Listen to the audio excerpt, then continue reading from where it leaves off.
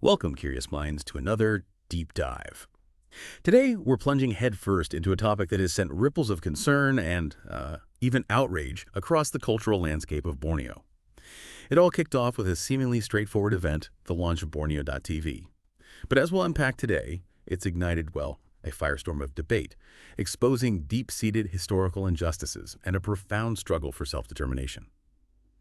Our core focus for this deep dive is the ongoing, deeply personal struggle of Borneo's indigenous communities. They are fighting tooth and nail to protect their identity, their vibrant arts, unique culture, and priceless heritage. Fighting against what they see as a relentless onslaught of historical neglect, the creeping influence of neocolonialism from the Malayan political model, and very real threats to their inherent sovereignty over their own cultural narratives. This isn't just some local dispute, it's a critical fight for cultural integrity and autonomy, especially in the face of what many perceive as a systemic state comprador sellout. That's a strong term we'll get into. To guide us through this complex tapestry, we'll be dissecting a powerful document. It's a recent press release issued on July 3, 2025 by Dato, Petinggi, Ambrose, Atama, Katama. He serves as the permanent representative to the United Nations for the Dayak International Organization. And this isn't just a statement, it's a cry of deep disappointment and an urgent call for action from the very heart of Borneo's indigenous communities, laying bare grievances that, well, they span decades. So let's unpack this. Our mission today is to extract the most important nuggets of knowledge and insight from this powerful statement. We want to help you understand not just what's happening on the ground in Borneo, but why it matters so profoundly for the preservation of cultural integrity and the fundamental right to self-determination, especially in a region as culturally rich and diverse as Borneo. What are the stakes for indigenous peoples globally when their heritage is threatened in this way? Let's explore. It's striking how a single, seemingly modern event, like the launch of a television channel, can serve as such a potent catalyst, bringing to the surface this long history of tensions between central authorities and indigenous aspirations for autonomy. It functions as a powerful microcosm, really, illuminating a much larger, ongoing struggle for identity, control over cultural narrative, and sovereignty against these persistent external pressures. That's a key point, isn't it? Yeah. The ignition point was indeed the launch of Borneo.tv. This took place on July 1st, 2025, and it was quite a public affair, officiated by Chief Minister Datuk Seri Hajiji Noor himself, right there at Menara Kinabalu, a prominent governmental building.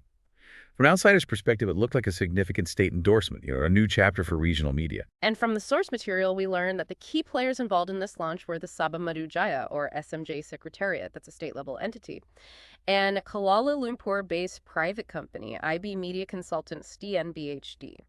This partnership, particularly its sudden appearance and the perceived secrecy surrounding its formation, is precisely where the indigenous community's concerns originate. It immediately raised questions about transparency and, frankly, who truly stood to benefit. And that's where the deep disappointment immediately set in. It wasn't a fringe group reacting, not at all. It was a broad coalition of Borneo's indigenous communities and cultural workers, including the prominent Sabah Film and Visual Association, SAFVE, who quickly voiced their dismay. Dato Petinggi Atama Katama, in that press release, really pulls back the curtain on why this disappointment runs so deep. He's quoted directly, asserting, "For years, the state has neglected the cultural rights of indigenous artists, singers, and songwriters, leaving their creative economies and heritage unsupported." This isn't just about the new TV channel, is it?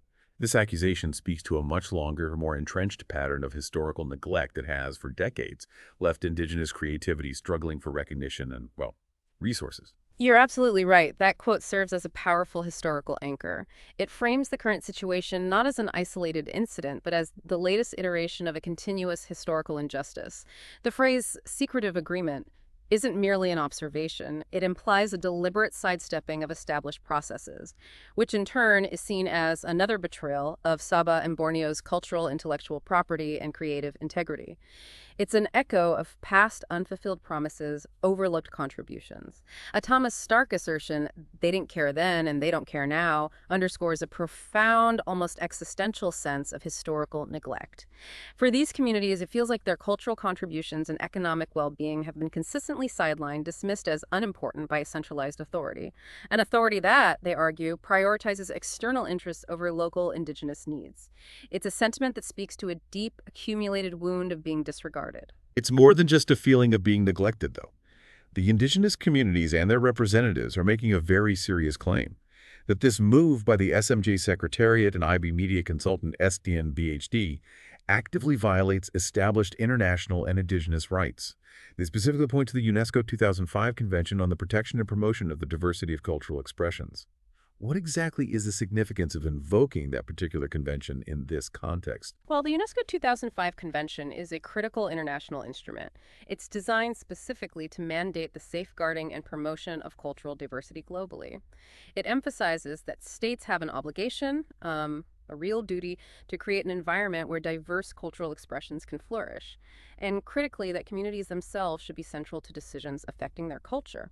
So when a state entity, or as is perceived here, this central Malayan political model makes unilateral decisions about a cultural platform, particularly one that directly bears the name of Borneo, without genuine consultation or involvement of the very indigenous communities whose culture is being represented, it's seen as a direct affront, an affront to the spirit and letter of that convention.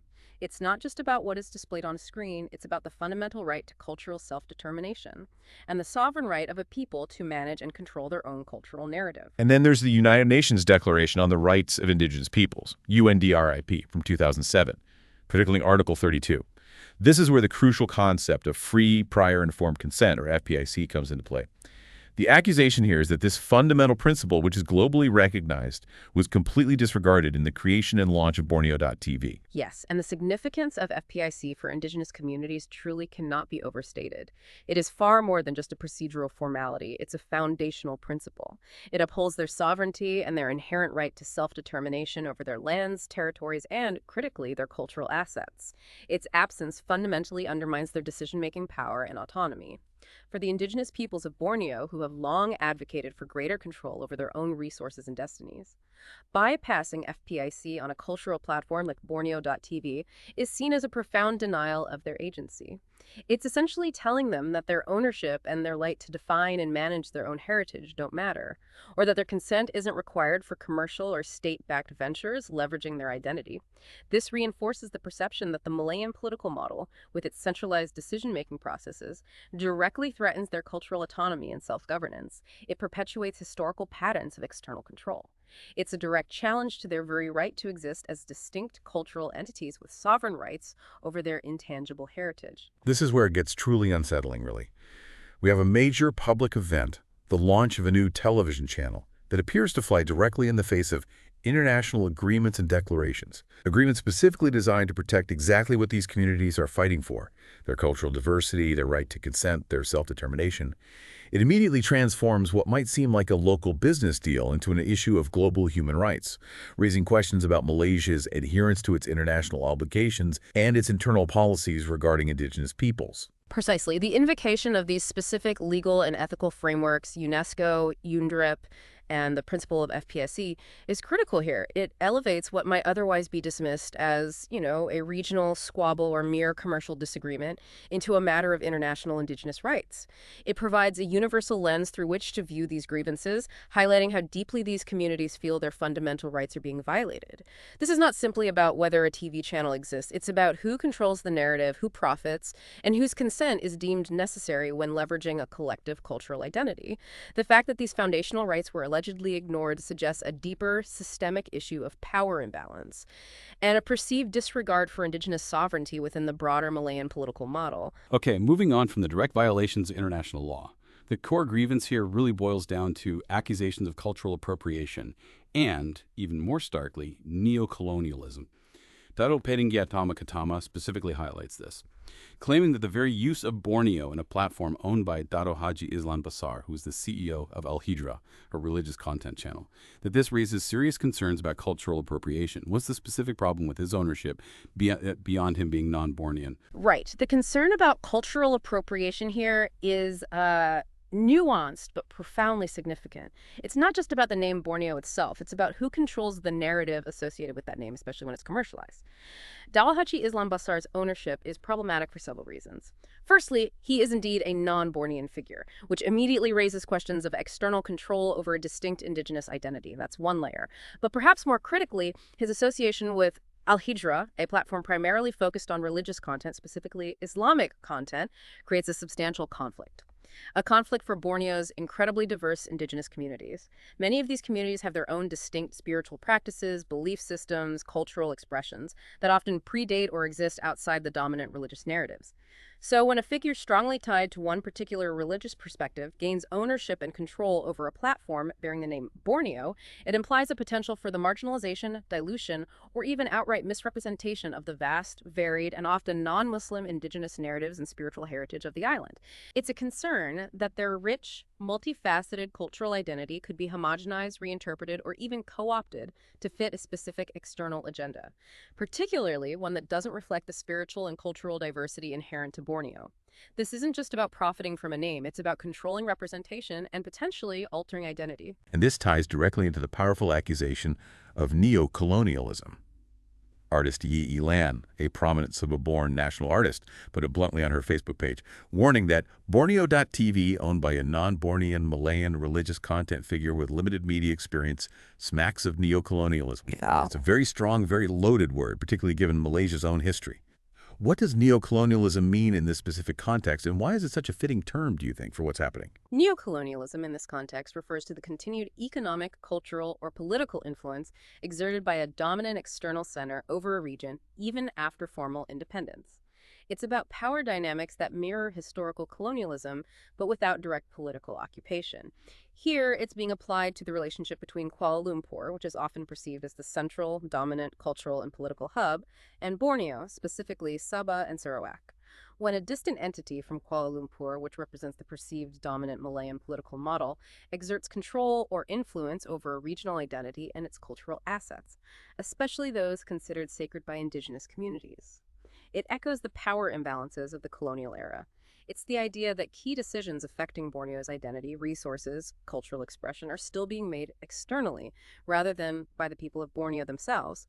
For instance, imagine key funding decisions for cultural preservation being channeled through central ministries that may not fully grasp or prioritize local cultural nuances, or cultural projects being initiated with a top-down approach that doesn't genuinely involve local stakeholders. It's about a lack of equitable power sharing and self-determination for the indigenous people of Borneo, where their cultural assets become subjects of external commercialization or reinterpretation rather than being nurtured and managed internally. And Yi Lian doesn't stop there. She brings up a crucial legal and historical point, stating, Adat and Budaya under MA 63 are state matters. She's referring to the Malaysia Agreement, 1963. This is fundamental to Sabah and Sarawak's relationship with the Malaysian Federation. How does MA 63 relate to the cultural autonomy of Sabah and Sarawak, and why is this particular incident seen as a perceived breach of that foundational agreement? The invocation of MA 63 is indeed profound. It's not just about a legal document, it's about the very foundation upon which Sabah and Sarawak joined the Malaysian Federation. MA 63 enshrines specific safeguards and promises of autonomy for these two states, particularly in sensitive areas like Adat, which refers to customary laws and traditions, the very fabric of indigenous societies, and Budaya, or culture. These were specifically designated as state matters, meaning they were intended to be within the purview and control of the respective state governments of Sabah and Sarawak, not the federal government. The spirit of MA 63 was to ensure that Borneo's distinct cultural identities and self-governance were preserved within the larger federation. So when a central entity, especially one perceived as an extension of the dominant Malayan political model and disconnected from Borneo's indigenous heritage, makes decisions that significantly impact culture, like launching a commercial media platform bearing Borneo's name without consultation or robust local involvement, it's seen as a direct breach of this foundational agreement. It implies that the promises of cultural autonomy made in 1963 are being systematically undermined. It's a perceived erosion of the original terms of the Federation, where the federal center is seen as overstepping its agreed-upon boundaries, especially in areas that are sacred and constitutionally protected for the Bornean states. This incident, therefore, becomes a flashpoint for a much larger argument about indigenous sovereignty and the integrity of the Malaysia Agreement itself. It certainly seems like Borneo.tv isn't an isolated incident, but rather a glaring example within a wider ongoing pattern of disrespect and even active disregard for Borneo's indigenous cultures and the people who uphold them. One particularly compelling example highlighted in the press release is the Borneo Native Festival, or BNF. This festival, supposedly meant to celebrate Borneo's native culture, is held annually, wait for it, 2,000 miles from Borneo, in Kuala Lumpur. What's the impact of holding a Borneo Native Festival thousands of kilometers away from Borneo itself? I mean, that just seems odd. It's more than odd. The geographical distance of the Borneo Native Festival is profoundly symbolic and has tangible consequences. Holding such a festival thousands of miles away from its origins, in the national capital, Kuala Lumpur, inherently contributes to a misrepresentation and, frankly, commodification of the island's vibrant cultures. It suggests a centralizing tendency where Borneo's culture isn't nurtured and celebrated on its own ground within its authentic context, but rather extracted and brought to the center for exhibition. This detaches the cultural expression from its living, evolving source communities, reducing it to a performative spectacle for an external audience. It raises questions about who the festival truly benefits and whether it serves to genuinely empower local artists or merely to create a romanticized, often simplified image of Bornean culture for a distant audience. It also implies that the center knows best how to present Borneo's culture, further diminishing local agency. And it's not just about the location, is it? Peter John Jabin, founder of the GOSS Cultural Creative and an actor you might know from The Edge of the World, brings up some serious, deeply frustrating concerns about funding and capacity. He states that millions of ringgits in MOTAC, that's the Ministry of Tourism, Arts and Culture funds, support the Borneo Native Festival in Kuala Lumpur, implying East Malaysians lack the capacity to organize it locally. That's a pretty strong implication, isn't it? What does that do to local self-esteem and actual capacity building within Borneo? It's an implication that cuts incredibly deep. It strikes at the heart of local self-esteem and actively hindering organic capacity building. By channeling millions of ringgit in federal funds through MOTAC to an event held in Kuala Lumpur, and significantly often organized by a KL-based entity like Sukaseni, it subtly but powerfully perpetuates a narrative. A narrative that local Borneo communities are somehow incapable or lack the expertise to manage large-scale cultural events themselves. This is not just a perception. It becomes a self-fulfilling prophecy. It discourages local initiatives, stifles the growth of indigenous cultural industries, and prevents the development of local leadership and event management skills. It creates a dependency on central funding and external expertise, rather than fostering true autonomy, rather than empowering Bornean communities to manage and define their own cultural festivals. This is a classic example of how the Malayan political model's centralizing tendencies can inadvertently, or perhaps intentionally, disempower regional capabilities, maintaining a form of cultural and economic dependency that mirrors those neocolonial dynamics we talked about. And Peter John Jaman's personal anecdotes really drive home this feeling of tokenism and the profound undermining of local expertise. It's quite powerful. He talks about GOSS, his cultural group, having to board AirAsia flights in their traditional Sirat garments, traveling all the way to Kuala Lumpur for these self-funded trips just to participate in the festival. And for their efforts, he says they received minimal support, just a bus ride from airport to hotel. What does this specific experience reveal about the broader issues of respect and authenticity? His words paint a vivid and, frankly, quite disheartening picture. This reflects tokenism that undermines local expertise and romanticizes Borneo's nativity in KL. What Jaban articulates is that these gestures, while ostensibly supportive, are incredibly superficial and performative. The image of artists in their traditional attire having to self-fund significant travel costs only to receive bare minimum logistical support, that's symbolic of a deeper problem.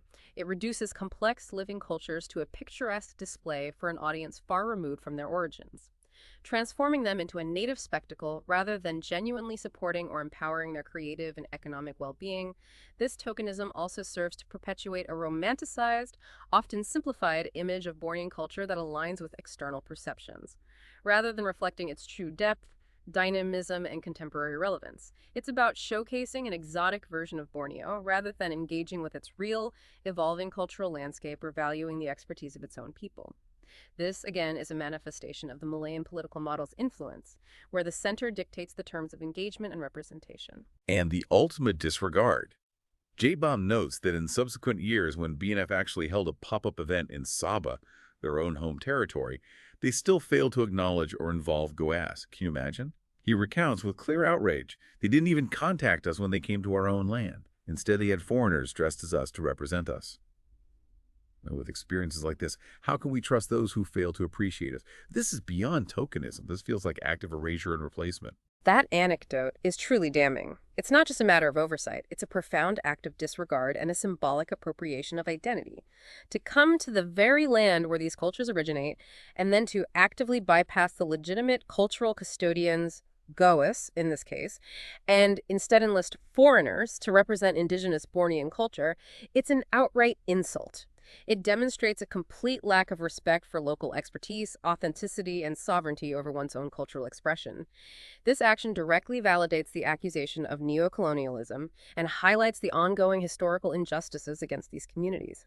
It suggests that external entities, perhaps influenced by the central Malayan political model, feel entitled to define, perform, and profit from Bornean culture, even to the point of replacing the authentic voices. For the communities, this consistent pattern of non-consultation, misrepresentation, and outright replacement profoundly erodes trust. It reinforces the perception that cultural decisions are being made for them, not with them, and often by people far removed from the actual source of the culture, leading to a deep sense of betrayal and exasperation. It's about denying agency and asserting external control over internal cultural matters. So if we pull all of these threads together, the Borneo.TV launch, the Borneo Native Festival, the funding issues, the lack of consultation, what does this all mean? It paints a picture of a consistent systemic lack of respect for local expertise and authenticity, not just in one instance, but as a recurring, undeniable theme within the relationship between Borneo's indigenous communities and the centralized authorities. Yes. It clearly illustrates how the Malayan political model's centralizing tendencies can manifest not just in abstract policy, but in tangible slights and deep-seated offenses that undermine the very people they claim to represent. This isn't just about cultural events, it's about the fundamental principles of self-governance and self-determination.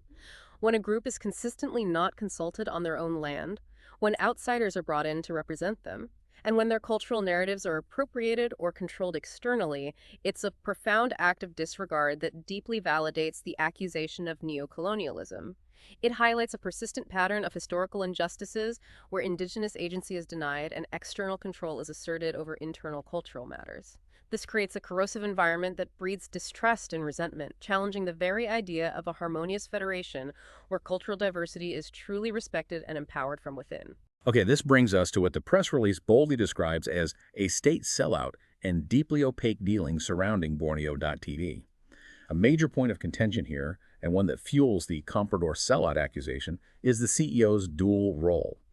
Dato Haji Islan Basar is not only the owner of Borneo.TV, but also Al Hijra, which, as you mentioned, is a religious content platform. How does this dual role raise specific concerns about the marginalization of non-Muslim narratives across Borneo, given the island's incredibly diverse indigenous belief systems and cultures? This dual role creates a significant, and for many, an alarming conflict of interest, especially when considered through the lens of a state comprador sellout. Borneo is an incredibly diverse region, home to a vast tapestry of indigenous belief systems, spiritual practices, and cultures. Many are distinct from and often predate the dominant religious narratives in other parts of Malaysia. When a single individual with a strong public affiliation to a specific religious content platform, in this case, Islamic content through Al Hijra, gains control over a channel bearing the name Borneo, there's a legitimate and profound fear. This fear is that the vast and varied cultural and spiritual expressions of Borneo's non-Muslim indigenous peoples will be marginalized, underrepresented, or even subtly altered to fit a particular religious agenda. It's not just about content, it's about the very platform for cultural expression being perceived as potentially biased or controlled by an external religious cultural framework. This is a subtle yet powerful form of cultural suppression, further entrenching the influence of the Malayan political model over indigenous identity. Where diverse voices could be sidelined in favor of a narrower, centrally approved narrative. And the SMJ Secretariat, the state entity involved, publicly claims that Borneo.TV operates without state funding. But this claim, according to the press release, doesn't alleviate concerns. In fact, Dato Petinggi at Atama argues it actually heightens suspicions of double standards and lack of oversight. How does this claim, that it's privately funded, contribute to suspicions of a state comprador sellout? And what does that phrase pre-relinquishes responsibility mean in this context? Right, it's a critical point that exposes the deeper issues of transparency and accountability. When a state entity outwardly distances itself from financial involvement in such a significant cultural venture, yet simultaneously facilitates its launch and operation, effectively giving it a state stamp of approval and access to vital cultural intellectual property, It creates an environment ripe for suspicion. The phrase pre-relinquishes responsibility is particularly damning. It implies that the state is actively abdicating its fundamental duty to protect Sabah's cultural assets and unique cultural forms. By claiming no financial involvement, yet allowing this platform to operate under the Borneo name and potentially leverage indigenous heritage. The state is perceived as essentially handing over the control and commodification of sacred cultural assets to a private external entity. This is precisely where the state comprador sellout accusation comes into play. A comprador elite traditionally refers to local individuals who collaborate with foreign interests, often to the detriment of their own nation. In this context, it suggests that state actors, whether through negligence or deliberate action, are facilitating private, external control over what should be public and sacred cultural heritage. It raises significant questions about who truly benefits from this arrangement. Is it the indigenous communities whose culture is being represented, or is it private interests, potentially at the expense of public good and indigenous self-determination? It suggests a lack of oversight, a potential for private gain overriding public responsibility, and a fundamental failure to protect the very cultural fabric of Sabah. Further highlighting how the Malayan political model's influence can undermine local autonomy. And Dato Petinggi Katama doesn't pull any punches when it comes to governance, does he? He issues a blunt, scathing criticism in the press release stating, "This thoughtlessness reflects incompetent state advisors and rent-seeking executives, making the Sabah chief minister, a former radio announcer, look utterly compromised." That's incredibly strong language. It suggests deep concern about the integrity and transparency of this deal. This statement is indeed highly critical. It implies a profound lack of integrity and transparency at the highest levels of governance. The term rent-seeking is particularly damning in an economic and political context. It refers to the act of manipulating social or political environments to capture economic gain, often through non-productive means like exploiting existing wealth or positions of power, rather than creating new wealth through innovation or hard work. In this context, it suggests that certain individuals within or connected to the state apparatus are leveraging their official positions or political influence to personally benefit from deals like Borneo.TV. This is perceived as being done at the expense of public interest and, critically, at the expense of the indigenous communities and their long-term cultural integrity.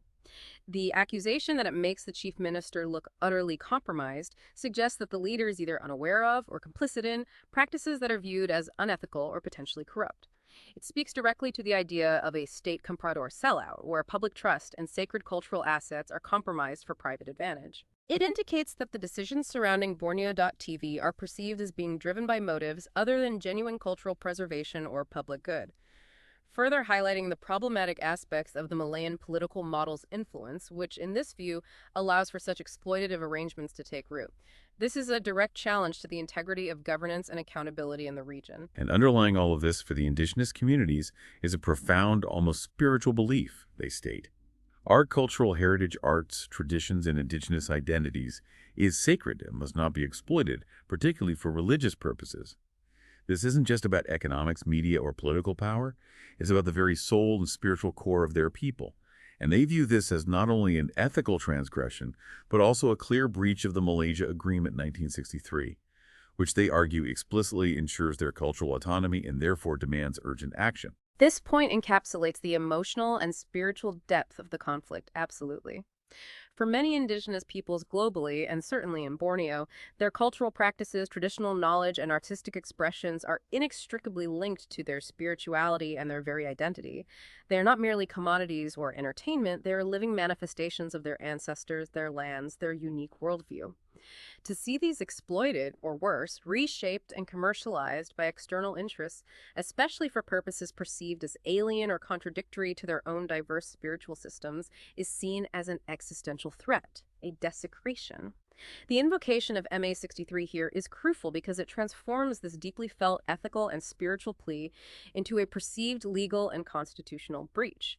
A breach of the very agreement that defined their place within the Malaysian Federation. It underscores that their cultural autonomy was a non-negotiable condition of their joining Malaysia, and any perceived violation of that autonomy is seen as an undermining of the entire federal structure. It raises an important question. How do you balance the undeniable need for economic development or media expansion with the absolute imperative to protect something deemed sacred by a community, particularly when that protection is explicitly promised by foundational agreements? It's a tough balance. Given all these deep-seated concerns, the historical grievances and these perceived betrayals, it's not surprising that Dato Petinggi, Ambrose, Atama Katama, and the Dayak International Organization are making very specific, urgent calls for action. They aren't simply airing grievances, they're demanding a clear roadmap for rectification, aiming to restore the principles of self-determination and cultural integrity. Their demands are indeed very precise and directly address the issues they've systematically raised. Firstly, they call for immediate intervention by the Sabah State Ministry to uphold cultural rights. This indicates a strong belief that the state has a fundamental constitutional duty to protect its indigenous heritage. A duty they feel has been, well, egregiously neglected in this instance. They seek active measures to reverse the perceived damage and prevent future occurrences. And critically, they are demanding full, free, prior, and informed consent, FPIC, along with meaningful dialogue. Not just with indigenous creative artisans, but with local creatives across the board. This brings the entire discussion back to those foundational principles of self-determination and consultation. Principles they feel have been systematically violated and completely disregarded throughout this process. It suggests a move away from tokenism towards genuine partnership. Absolutely. The emphasis on full FPIC and meaningful dialogue highlights that superficial engagement or mere informational briefings are simply not enough. It's about genuine partnership, true respect for indigenous decision-making authority over their own cultural assets, and equitable power sharing. This is a direct challenge to the top-down, centralized approach that they argue is characteristic of the current Malayan political model's influence, which has historically sidelined indigenous voices. They are advocating for a paradigm shift where indigenous communities are active participants and decision-makers in any initiatives that bear their cultural identity. Third, they want the SMJ Secretariat to publish its policy on cultural appropriation and, significantly, to restrict the company behind Borneo.tv from misusing the term Borneo. This tackles the very core of the cultural appropriation issue head-on, seeking both transparency and accountability in how cultural identity is used. Yes, this demand is fundamentally about establishing clear boundaries, transparency, and accountability. A publicly available, explicit policy on cultural appropriation would set precedents and guidelines, aiming to prevent future instances of external entities profiting from or misrepresenting indigenous culture without proper consent or benefit sharing. Restricting the misuse of the name Borneo goes right to the heart of identity and ownership of cultural branding. It's about reclaiming sovereign control over their own narrative and preventing its commodification or exploitation by outside interests who may not fully understand or respect its profound significance to the people of Borneo. It aims to ensure that the term Borneo accurately reflects the diverse indigenous heritage it represents, rather than being a generic label for external commercial ventures. And finally, they're not just looking for policy changes or apologies. They are calling for a full investigation by the Malaysian Anti-Corruption Commission, or SPRM, into this opaque agreement. This is a significant escalation, taking the issue beyond cultural grievances into the realm of potential legal and ethical breaches. The demand for an anti-corruption investigation by SPRM is indeed critical because it signifies that the concerns extend far beyond just cultural insensitivity or policy missteps. It directly implies that there may be serious issues of transparency, ethical governance, and potentially even financial impropriety involved in how this deal was conceived and executed. If state entities are perceived as facilitating a sellout of cultural assets for private gain, an anti-corruption probe becomes essential to ensure accountability and to uphold public trust in government processes.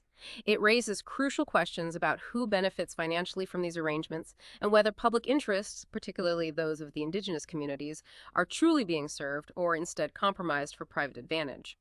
This suggests concerns about rent-seeking and state comprador sellout at a fundamental level, demanding a thorough examination of how public resources and cultural heritage are being managed and for whose benefit.